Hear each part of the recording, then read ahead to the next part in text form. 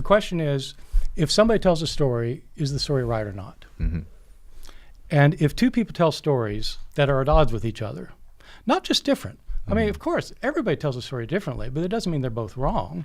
You know, four people can tell the same story, tell it very differently, and they're just, one person's telling one part of it, another's telling another, one's emphasizing one thing, and so, of course, that kind of thing happens all the time, and that doesn't mean, but if you've got stories that have differences that cannot be reconciled with one says one thing, one says the other, not whether there's two women or one woman. If two women go to the tomb in one story and one woman goes to the tomb in another, you just say, well, okay, this person's mentioning the one, but there were two. You know, so there are ways to reconcile. Sure. There are other things that simply can't be reconciled. Okay, give us a couple of examples and we'll see what Peter What has I to would say. suggest that people listening to this do is not take my word for it or Peter's word for it, because what people are going to do is people on my side are going to agree with me, people on Peter's side are going to agree with him. And so I suggest just don't do that. Okay. Just do it for yourself. Get two stories in the Gospels and go through them word for word, line for line, write down everything that happens and compare your lists. And it doesn't matter, do it with the birth stories, do it with the crucifixion stories, do it with the resurrection, just do it yourself and find out, are there differences here or not? I mean, just one example. It involves Luke. The death of Judas Iscariot. So Judas in Mark, Luke, and John, Judas, nothing happens to him after, he just disappears. Okay. In Matthew's gospel, Judas hangs himself.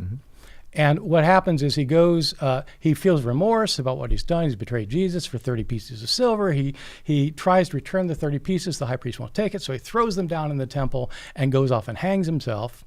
And the priests then say, oh, we've got these 30 pieces of silver. We can't put them back in the treasury because it's blood money. It's used to betray blood. And so they go off and they buy a field, and it's called the Field of Blood because it's purchased with blood money after Judas has hanged himself.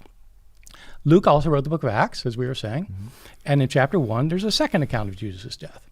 In this account, what happens is there's nothing about Judas hanging himself, nothing about the priest buying the field.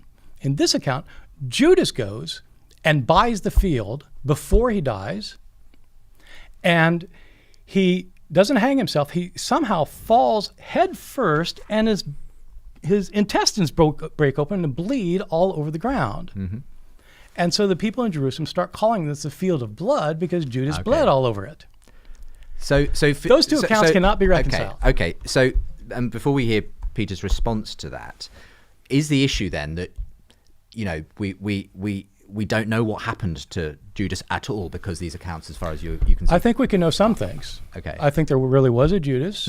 I think that he really did betray Jesus to the authorities, and I think he probably came to some kind of untimely death that was somehow connected with a field in Jerusalem. Of blood. But as to reconciling these two stories, they're just different. But if you want to read Matthew and say, yes, that's what really happened, or if you want to read Acts, that's what really happened. It's helpful to drill down on a specific example sometimes. Sure. So how do you read these two accounts of Judas's death? I'd like to come to that first, but I hope also to come back on the whole question of oral tradition. Okay, at we some will. stage. We will. Yes. So I think it's really interesting that we got these two accounts, and Bart mentioned two things as he went through the account in Acts. One is he used the word somehow, that Judas somehow, and the phrase is, became headlong.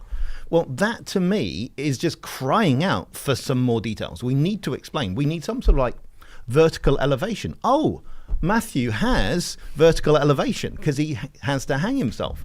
So I'd want to say that the account in Acts is crying out for a bit more.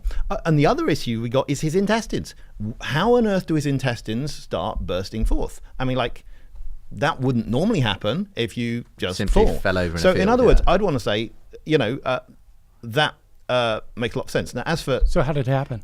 So how did it happen? I'd want to say, I think you can put the two together. Probably the data are underdetermined, as in that is, I can't... there would be multiple scenarios that would fit those. Give me one. Let's say someone hangs, and then the rope snaps, and you know after they're dead, and their entrails burst out. Okay. I'm not a medic on that, but you know. Yes. Okay. So let me ask this: if somebody's hanging and the rope snaps, that's happened before. How do they fall? Down. Do they fall head first? Well, it depends what their feet Does it hit. depend? Yes, it does. It depends what they're hanging over. What do you mean?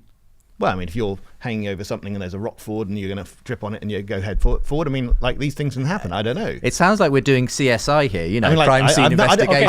I just think the data's underdetermined. Let me just say Okay. this.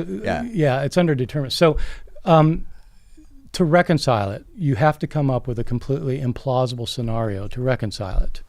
You can reconcile anything. Let me give you an example how you can reconcile anything. Right now in America, they're celebrating the moon landing. 1 out of 6 Americans don't think there was a moon landing. So you have people say there was not a moon landing, and people say there was a moon landing. And so, well, how do you, those two, and most human beings would say, well, you know, it either is this or it's not that. If you really want to, you could say, oh, no, you can reconcile that because actually they first didn't get there and so they didn't land, but then they circled around the earth again and went back and they landed the second time. So there wasn't and there was. Now, you could do that, but like, is it really the best explanation? But I mean, firstly, I'd want to ask, how important is it that we know the exact way in which Judas met his fate? And secondly, are you essentially trying to come up with some theory that matches two impossible I'm matching not stories? trying to say we know exactly how things happened. I think there are multiple ways. I'm trying to use charity. Yeah. And the same charity I'd want to use on Bart. You see, Bart, a few minutes ago, said that some things cannot be reconciled. Then, a few minutes later, said, you can reconcile anything. And, and I'd want to say, I have the charity to say that there's a coherence behind Bart's thinking. He'd want to qualify one in the light of the other, and that the way we should deal with these things is we should do the same with ancient sources as I would do. Okay, so it's fairly easy to reconcile what I said. I would like to know a single case in history where somebody was hanged and he died by going head first and his guts opened up. I don't have one. You don't, of course hand, you don't. But Nobody does. So is that so? Either they are irreconcilable or they're not.